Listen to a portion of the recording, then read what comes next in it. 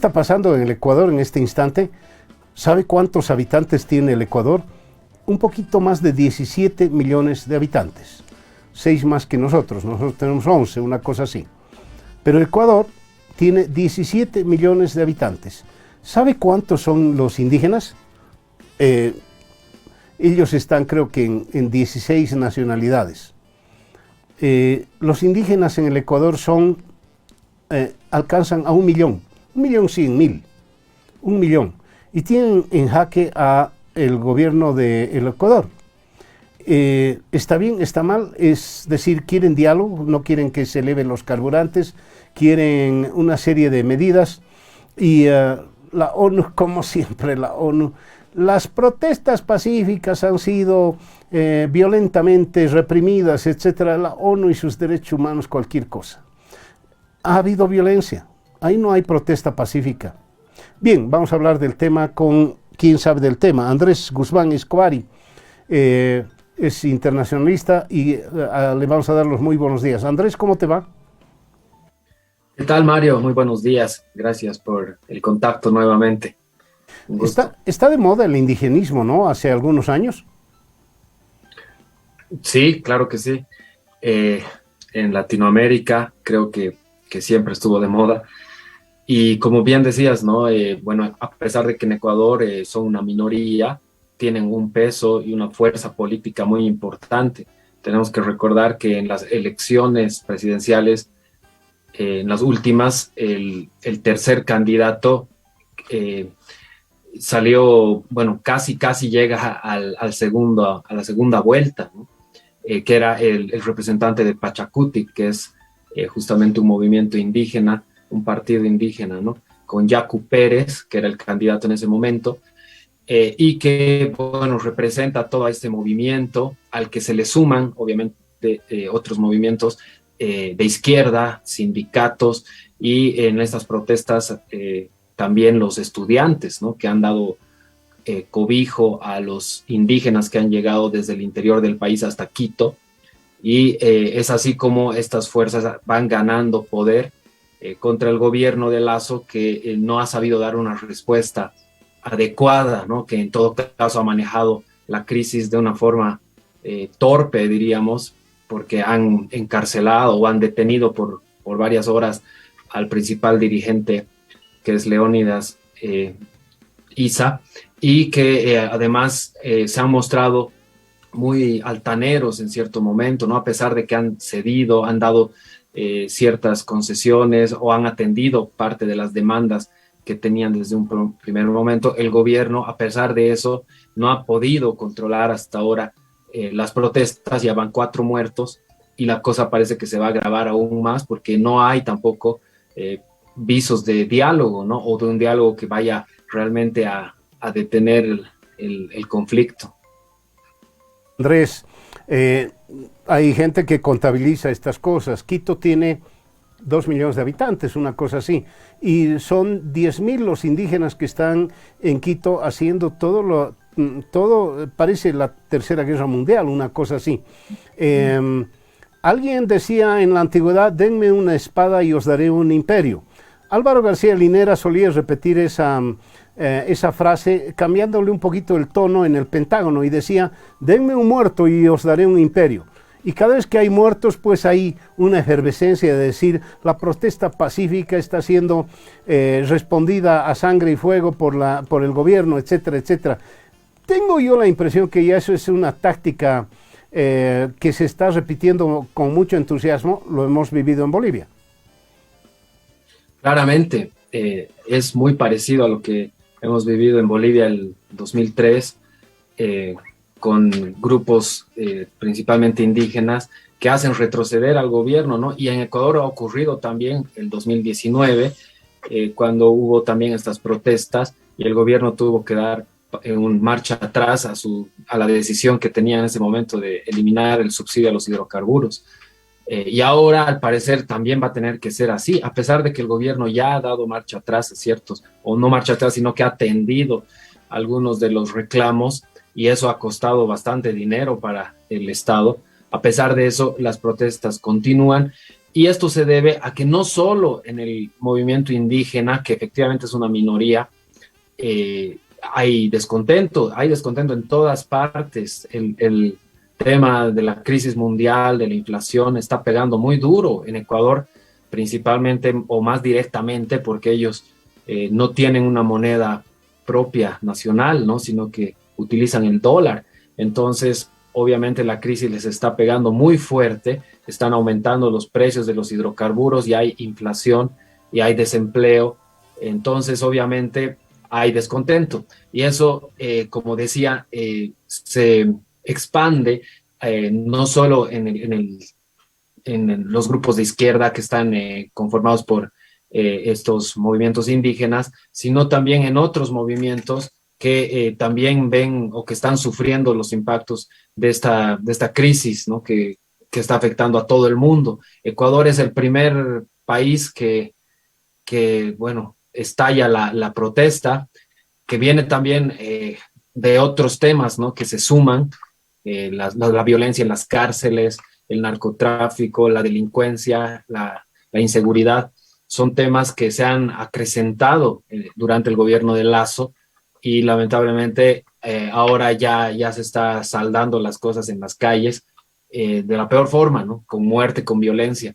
Entonces, bueno, ojalá que los llamados al diálogo logren su cometido y que, bueno, el gobierno al final tome medidas asertivas porque hasta ahora no ha sido un buen manejo de la crisis definitivamente, ¿no? Como te decía, han detenido al principal líder y eso ha indignado, ha enfadado mucho más, ¿no? Al movimiento que está en las calles. Y después lo tuvieron que soltar con una libertad condicional, ¿no? Con un arraigo y tiene que volver a presentarse cada cierto tiempo, Leónidas Issa, pero eso no resuelve el problema, ¿no? El problema sigue ahí y ahora la CONAIDE, que es el grupo indígena que está detrás de todo esto, está poniendo ciertos condicionamientos al gobierno, ¿no? Para que elimine el estado de excepción, para que desmilitarice las calles y una vez que eso suceda, recién se van a sentar en la mesa del diálogo. Pero bueno, el gobierno se va a ver muy debilitado si hace eso también, entonces están seguramente haciendo los cálculos, pero la cosa no parece que se va a resolver muy prontamente y es lamentable porque, como digo, ya van 4 muertos y recordemos que el 2019 hubo 6, ¿no? Para que el gobierno dé marcha atrás. Entonces, bueno, ojalá que se resuelva ya pronto y que no tengamos que lamentar más muertes. Eh, lo que sí, no sé si estás de acuerdo conmigo, eh, yo he visto protestas en el Ecuador, lo estamos viendo en este instante, pero no veo esa misma cantidad de piqueteros en la Argentina, por ejemplo, contra el gobierno de Fernández. Hay otro tipo de protestas, quizás la derecha protesta presionando económicamente. En Chile, a Boric creo que lo está haciendo más pomada la prensa que otra cosa. En el Perú es más que todo el Congreso y los partidos. No veo movilizaciones así. Luego los mensajes, dame un minutito nomás para ir a los mensajes, te voy a preguntar qué pasa con estos otros fenómenos que están aquí en nuestro vecindario. 23 estamos hablando con el internacionalista Andrés Guzmán Escoari. A ver, ¿por qué no hay protestas en Bolivia contra el gobierno? En las calles hay muy pocas.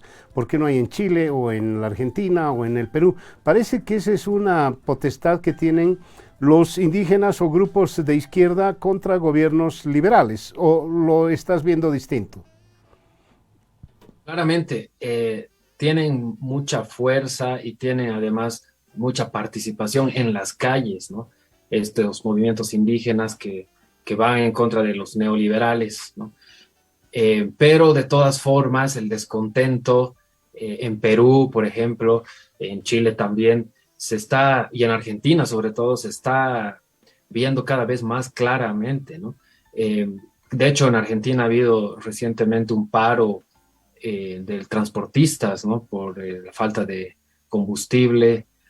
En Chile también ha habido una represión muy fuerte en la que un manifestante ha sido atropellado por un vehículo de la policía de manera brutal y eso obviamente ha generado mucha indignación. Entonces es como que está avanzando la cosa de a poco, a pesar de que son gobiernos de izquierda, a pesar de que no tienen a los movimientos indígenas en las calles, la cosa se está agravando, me parece.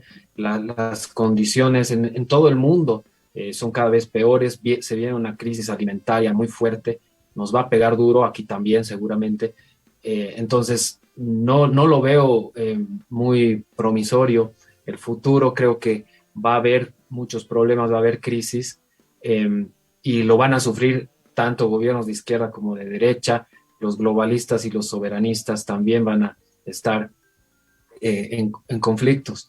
Entonces, me parece que es un fenómeno global que va a trascender las visiones ideológicas, ¿no? Los posicionamientos, porque cuando realmente las dificultades económicas afectan a la gente y hay hambre, eso obviamente no tiene color político y va a ser así, ¿no? Lamentablemente estamos en una situación muy complicada.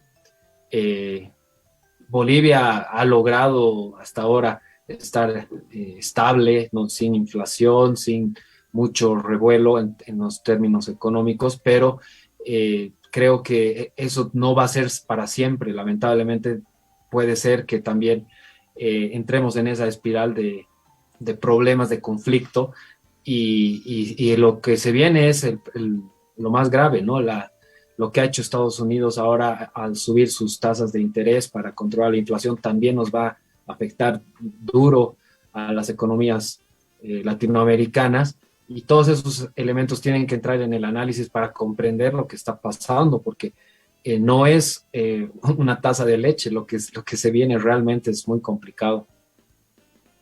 Bien, Andrés, para el final quisiera que nos recuerdes algo.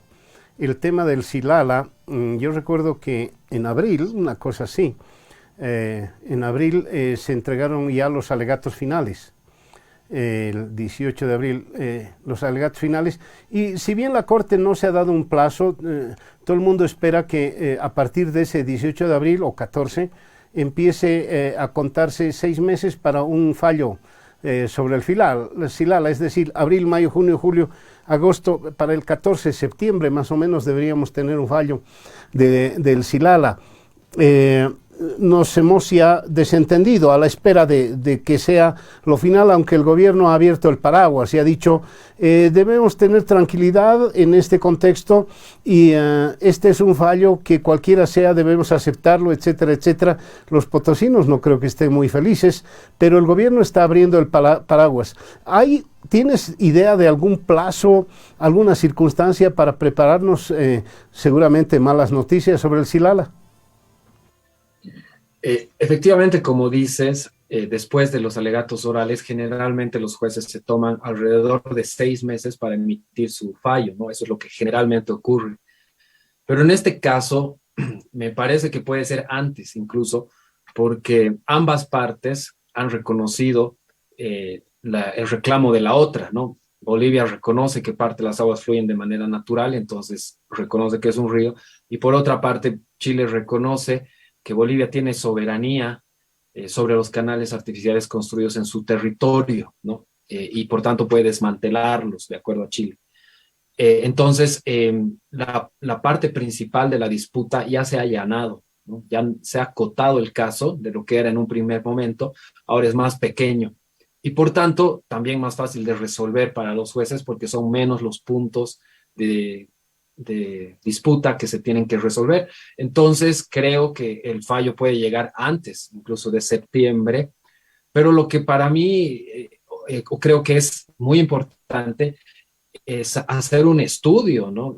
Por lo menos empezar a hacer el estudio antes de que llegue el fallo, porque no existe un estudio integral de todo el sistema del Silala que nos diga cuánta agua comprende este sistema, ¿no? Y obviamente a partir de eso se tendría que decidir cómo se va a manejar esto, porque durante las audiencias orales a los expertos chilenos que hicieron los estudios les preguntaron, ¿ustedes han entrado al territorio boliviano? Y ellos dijeron, no hemos entrado.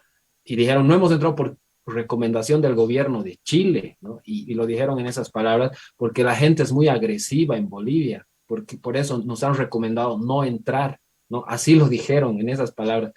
Y eso demuestra que no conocen es todo este sistema de canales, de drenajes, de canalizaciones que se han hecho en Bolivia. Y si no conocen es que no saben cómo funciona, ¿no? Ni menos, y eso es lo más importante, cuál es el tamaño del acuífero que está debajo de las aguas superficiales, es decir, todo el agua que está debajo de la tierra y que aflora a superficie en territorio boliviano, no se sabe exactamente cuánto mide, ¿no? Se tiene la medida horizontal, pero no se tiene la medida vertical del acuífero. Entonces, obviamente eso es importantísimo para calcular de cuánta agua estamos hablando. Y como no se han hecho los estudios, los chilenos lo han reconocido y los bolivianos también han dicho que no han hecho esa parte del estudio porque lo que querían era ver cuál era la diferencia con canalización y sin canalización, y eso es lo que han hecho, ¿no? Pero lo que no han hecho es medir el agua, y cuando han intentado hacerlo han dicho era tan profundo que no hemos podido alcanzar a medir todo, ¿no? Se necesitaba más tiempo y otros instrumentos. Entonces, es urgente hacer un estudio integral entre los dos países para que cuando llegue el fallo tengamos mayor certeza respecto a cuánta agua es y cómo se puede manejar este recurso hídrico que es importante, sobre todo para Chile, que tiene muchos problemas de agua en el norte de su territorio. Entonces, todo eso debería entrar en debate, ¿no? Pero lamentablemente el tema se ha manejado de una manera muy hermética, casi no ha habido información al respecto, no hemos conocido la posición boliviana en detalle, solamente unos cuantos trascendidos que obviamente no han sido suficientes porque han generado mucha especulación, han habido personas que se han pronunciado con total desconocimiento de esto y han generado más confusión, ¿no? En cambio, los chilenos obviamente sí han publicitado más sus argumentos y esa ha sido la versión que nos ha llegado también, ¿no? Más del lado chileno que del boliviano. Entonces, el tema se tiene que tratar de manera un poco más transparente y sobre todo hay que hacer un estudio para que podamos estar en mejores condiciones. Ahora, claro, el momento en que lleguen las noticias del fallo quizás no van a caer muy bien en Potosí, porque ya de hecho la Corte va a reconocer que es un río, obviamente, porque Bolivia lo ha reconocido así, y a partir de eso vamos a ver qué dice la Corte. Ojalá que diga que hay un flujo artificial sobre el cual Chile no tiene ningún derecho, aunque eso también lo veo un poco difícil. Lo que sí, y espero que eso sea de esa manera, espero que se acoja la solicitud que hace Bolivia para que haya una negociación y a partir de eso un acuerdo entre los dos países, porque Chile dice no necesitamos ningún acuerdo, nosotros no tenemos por qué pagar nada, porque a nosotros nos pertenece por derecho nuestra parte y no hay nada que negociar ni nada que pagar, ¿no? En cambio Bolivia dice hay que hacer un acuerdo, hay que establecer las compensaciones y creo que ahí está el punto más de debate o de discusión en el que espero podamos sacar eso, es decir, que la Corte diga que tienen que sentarse a negociar y establecer las compensaciones que correspondan. Bueno, sí, algo de eso. He escuchado algo del portavoz del Silala de Bolivia, es el embajador Sebastián Michel. Seba Michel. Él dijo, no va a haber ganadores ni perdedores en esto, es justicia y es física. No sé, Andrés, tengo la impresión de que vamos a recibir una bofetada, porque la gente siempre nos ha metido la idea de que el Silala es un bofedal y no es un río. Bien, Andrés, te agradezco muchísimo tu participación en el Café de la Mañana, siempre tan claro. Gracias y un abrazo muy grande. Gracias, Mario. Igualmente un abrazo.